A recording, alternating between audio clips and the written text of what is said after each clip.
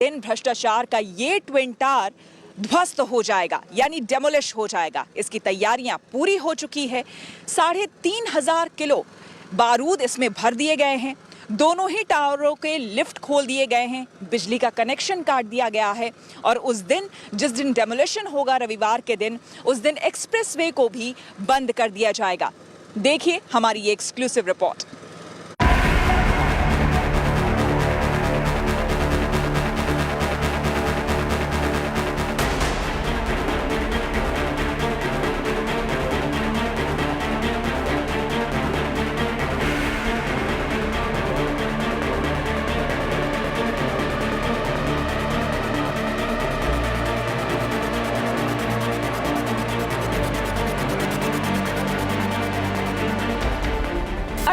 अगस्त को ठीक 2:30 बजे भ्रष्टाचार की बुनियाद पर बना नोएडा का ट्विन टावर जमींदोज हो जाएगा।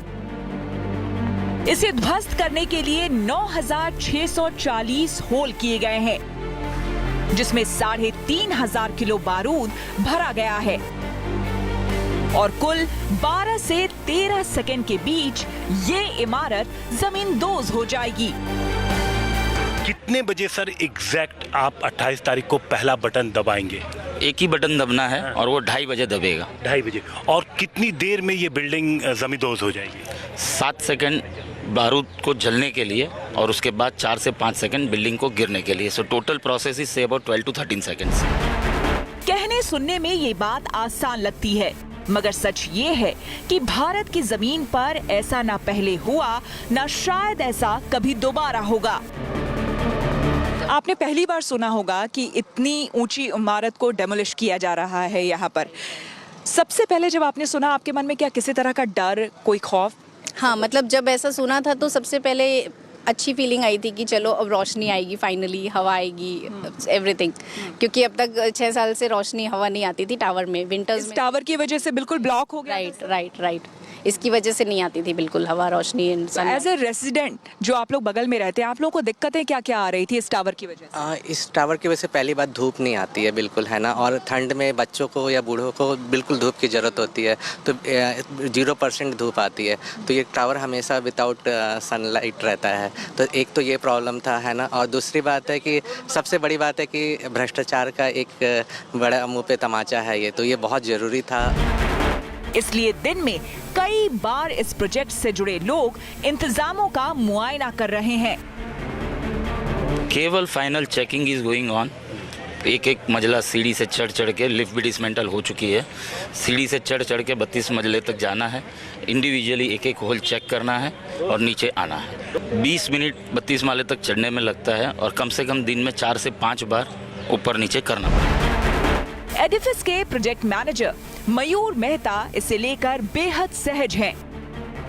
उन्हें भरोसा है कि मिशन डेमोलिशन ठीक वैसे ही कामयाब होगा जैसे इसकी कल्पना की गई है।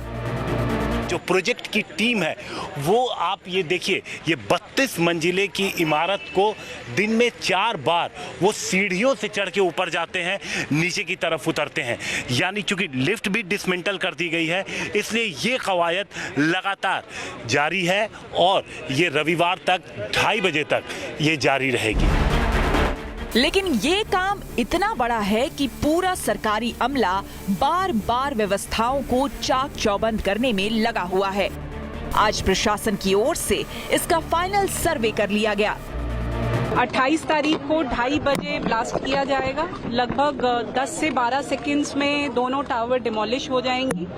उसके अलावा जो डिमोलिशन के बाद जो सीएनडी वेस्ट है, लगभग 80,000 टन सीएनडी वेस्ट जनरेट होगा, जिसमें से लगभग 50 से 55,000 टन यहीं पे साइट पे यूज हो जाएगा फिलिंग में।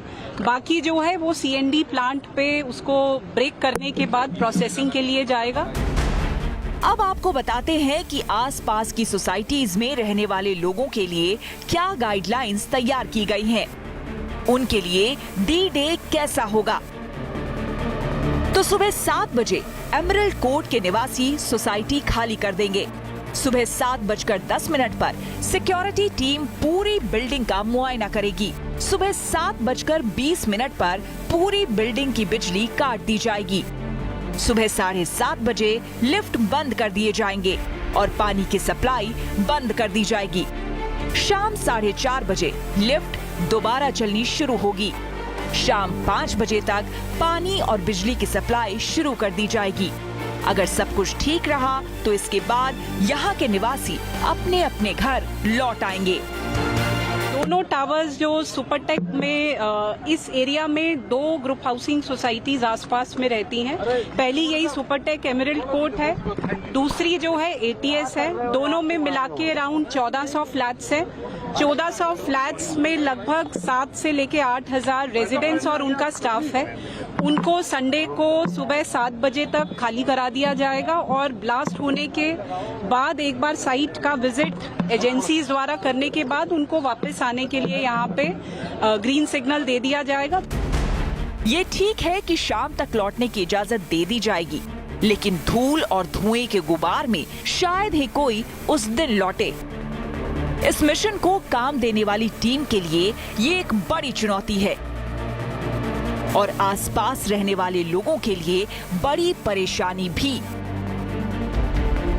लेकिन एक बार ट्विन टावर के ध्वस्त होने के बाद लोग हमेशा हमेशा के लिए राहत की सांस ले सकेंगे। नोएडा से हिमांशु मिश्रा और अभिषेक आनंद के साथ Ashutosh Mishra, good news today. भ्रष्टाचार की इस इमारत को धराशायी होने का काउंटडाउन शुरू हो चुका है। महज 65 घंटे बचे हैं जब ये इमारत धराशायी हो जाएगी। लेकिन इस इमारत के आसपास रह रही सोसाइटी में लोग अपने अपने घरों को छोड़कर जाना शुरू कर चुके हैं। उनके सामने दुश्वारियां कम नहीं है, क्योंकि जब तक ये डेमोलिशन पूरी तरह से नहीं हो जाता तब तक उन्हें अपने अपने घरों से दूर रहना होगा।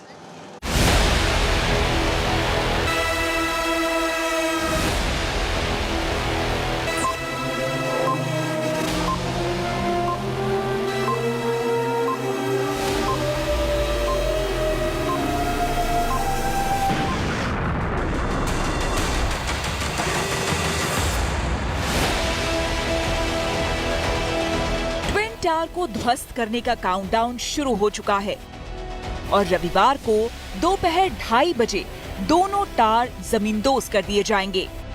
ब्लास्ट के जरिए इन बहुमंजिला इमारतों को गिरते हुए दूर से देखना हैरानी भरा होगा। आप ये बताइए कि पहली बार इस तरह का डेमोलिशन होने जा रहा है। लगभग 3,500 किलो इसमें बारूद लगाए गए हैं। तो आप लोगों के मन में किसी तरह के सवाल, कोई डर इस तरह का है? नहीं, हमें फेथ है कि अच्छे से सब प्रॉपर इंतजाम किया गया होगा और ऐसा कुछ होगा नहीं। अभी भी पूरे पुलिस वाले घूम रहे हैं, सब अनाउंस कर रहे हैं कि हट जाने के लिए। तो अच्छे से ऑर्गेनाइज किया गया है कि कुछ हो नहीं, किसी को कोई प्रॉब्लम। आप लोग यहाँ से थोड़ी दूरी पर रहते हैं, तो आप लोग ये चाहते हैं कि जिस समय ये डेमोलिशन हो, क्योंकि मीडिया तो आएगी ही कवर करने, लेकिन आपके मन में भी है कि हम आप देखें? हाँ, मन में तो है, लेकिन डेंजरस है तो बाद में देख लेंगे। वहीं इसके आसपास रहने वालों के लिए ये तब तक आशंकाओं से भरा रहेगा जब तक सब कुछ सही सलामत निपट नहीं जाता।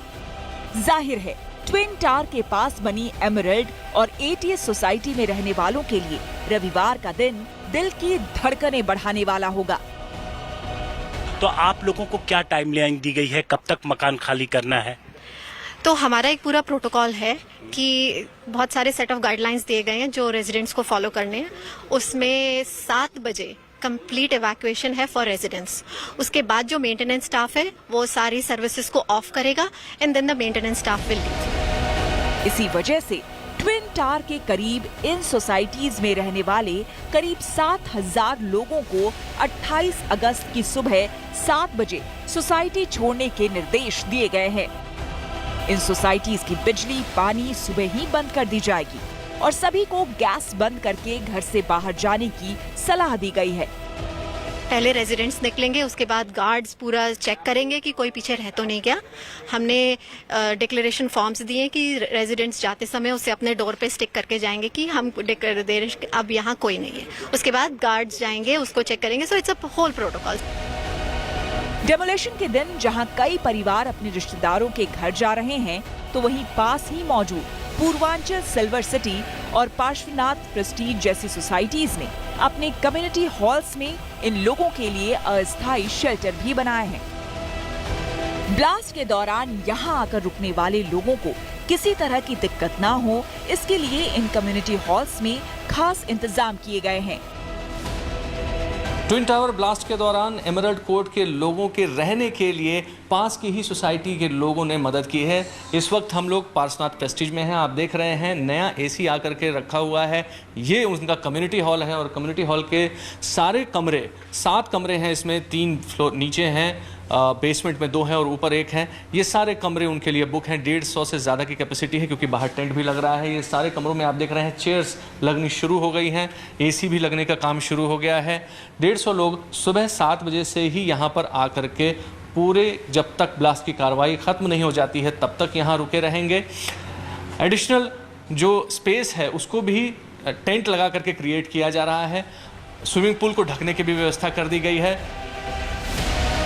इतना ही नहीं बल्कि ब्लास्ट के दौरान किसी भी तरह की मेडिकल इमरजेंसी से निपटने के लिए पास ही मौजूद फेलिक्स अस्पताल भी आगे आया है।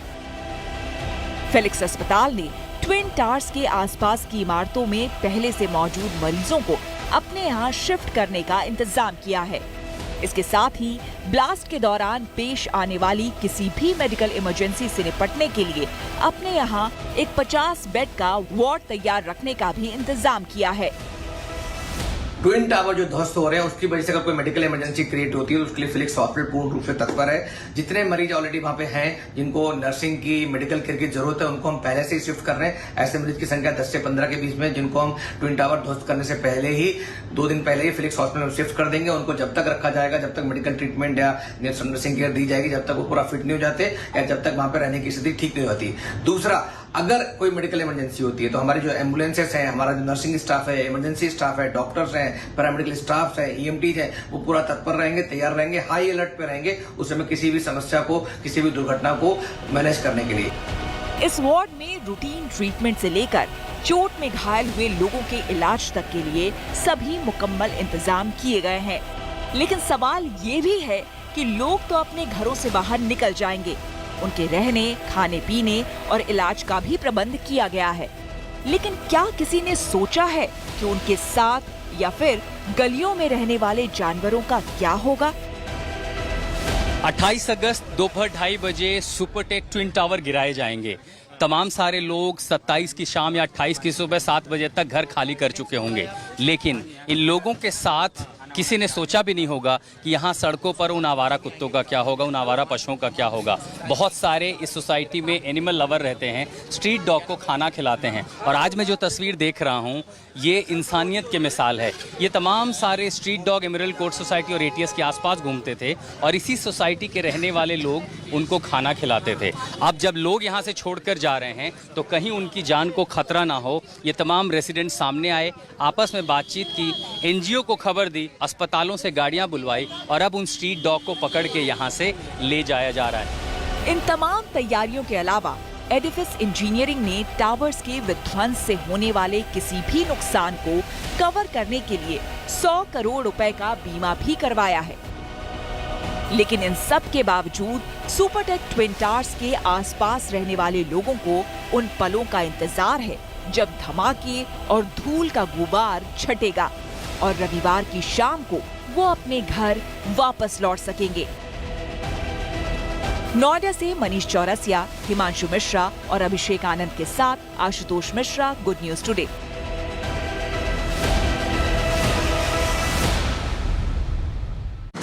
अट्ठाईस अगस्त रविवार के दिन इन 2 गगनचुंबी इमारतों को धराशायी कर दिया जाएगा। महज 12 से 13 सेकंड में ये 2 इमारतें जमींदोज हो जाएंगी। आइए अपनी इस खास रिपोर्ट में आपको दिखाते हैं कि दुनिया में कहां-कहां और कब इस तरह की इमारतों को जमींदोज किया गया है।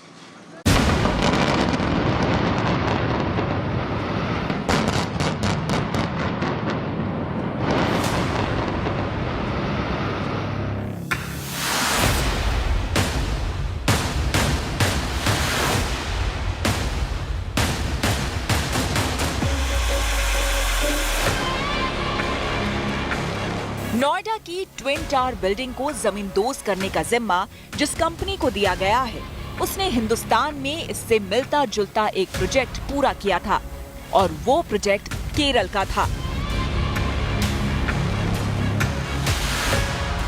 साल 2019 में केरल के एर्नाकुलम में बनी ये 4 ऊंची इमारतों को जमींदोज किया गया था, जो कोस्टल के कानून को सरासर मुंह चिढ़ा रही थी।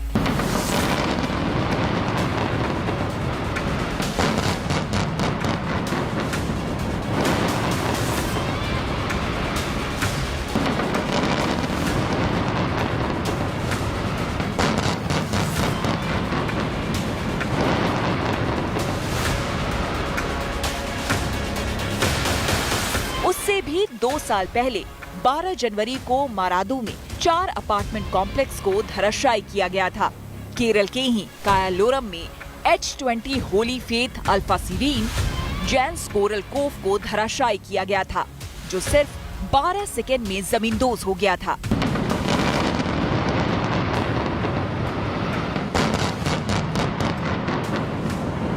भारत का अब तक का सबसे बड़ा डेमोलिशन कोच्चि का Maradu complex, 4 apartment complex, 16 floor, 122 flat, 65 metre ऊंचाई, 1800 किलो विस्फोटक और गिरने में सिर्फ 12 सेकेंड का वक्त लगा।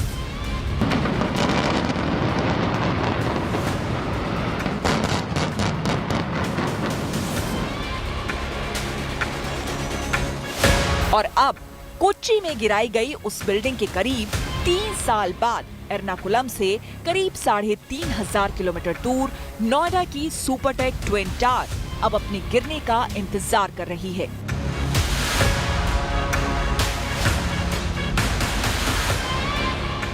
जिस तरह नोएडा में बिल्डिंग गिराने की तैयारी की जा रही है, ठीक ऐसा ही कुछ अमेरिका के सिएटल में हुआ था, जब वहां की एक मशहूर बिल्डिंग किंगडम को धराशायी किया गया था। 1976 में बनी ये बिल्डिंग मार्च 2000 में गिराई गई थी। ये अपने समय का दुनिया का सबसे बड़ा ऑपरेशन था जब इस बिल्डिंग को गिराया गया था। आप ये जानकर हैरान रह जाएंगे कि उस बिल्डिंग का मलबा करीब 7 लाख क्यूबिक फुट था।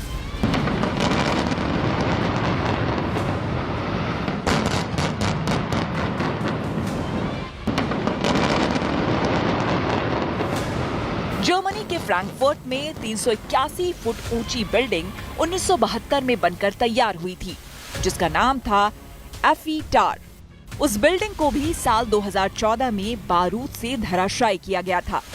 50,000 टन की वो गगनचुम्बी इमारत शहर के ठीक बीचों बीच खड़ी थी।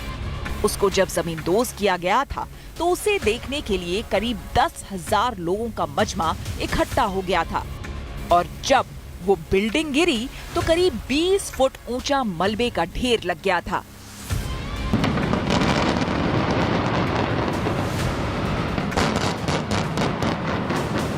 चीन के वुहान शहर में 1997 में एक बिल्डिंग खड़ी की गई थी, जो सिर्फ 15 साल तक ही शहर की जमीन पर खड़ी होकर आसमान को चूमती रही। लेकिन साल 2013 में उस बिल्डिंग को बारूद लगाकर गिरा दिया गया था। कहते हैं कि जब उस बिल्डिंग को गिराया गया था तो आसपास का सारा इलाका ऐसे हिल गया था जैसे कोई भयानक भूकंप आ गया हो। उस बिल्डिंग को गिराते समय इस बात का खास तौर पर ख्याल रखा गया था कि उस बिल्डिंग और उसके आसपास के हिस्से में बने एक पुल और जमीन के नीचे से गुजर रही गैस पाइपलाइन को जरा सा भी नुकसान न हो। बताया जाता है कि जिस पुल के पास वो बिल्डिंग मौजूद थी, उसी पुल के पास से 1 लाख वोल्ट बिजली वाले तार भी गुजर रहे थे। लेकिन किस्मत से उस धमाके में ऐसा कुछ नहीं हुआ जिससे कोई बड़ा नुकसान हो। ठीक उसी तर्ज पर अब देश की राजधानी दिल्ली के बेहद करीब मौजूद सुपरटेक के ट्विन टावर को गिराने का काम करीब करीब पूरा हो चुका है, और अब 28 अगस्त को दोपहर 2:30 बजे ये इमारत जमींदोज हो जाएगी। Bureau report, good news today. उम्मीद है आपका दिन शुभ रहा। तो कल की मंगल कामना के साथ आपको रहना है सावधान। तब तक के लिए मुझे यानी कि श्वेता झा को दीजिए इजाजत, और आप देखते रहिए गुड न्यूज टुडे। हमारी नजर से कोई भी खबर बचती नहीं। चाहे कहीं कोई खबर वायरल हो रही हो या कोई न्यूज ट्रेंड कर रही हो, खबरों के मेन्यू में लंच टाइम पर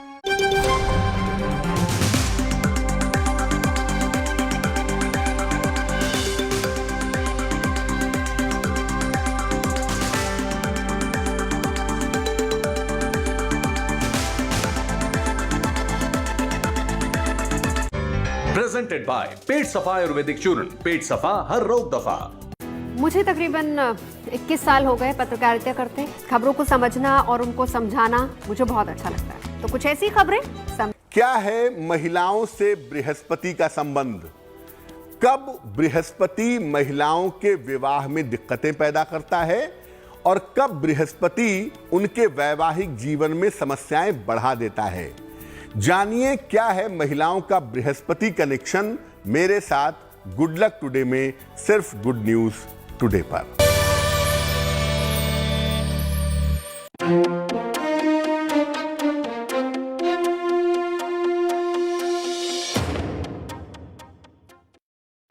कुछ ऐसी खबरें जिनके पीछे छिपी हो गुड न्यूज और जो बदल दे आपका नजरिया।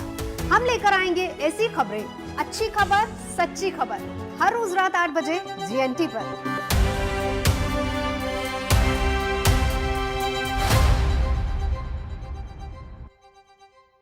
गुड न्यूज टुडे इसलिए अच्छा लगता है, इसके अंदर ना वो खबरों की मार धाड़ और चिल्ला चिल्ली नहीं है। कम से कम लोगों को खबरें तो आराम से सुनने को मिल जाए, इसके ऊपर उसके ऊपर ऐसे अच्छी सोच के साथ एक अच्छी शुरुआत की है। इसके परिणाम भी अच्छे आने चाहिए। वैसे अच्छी चीजों की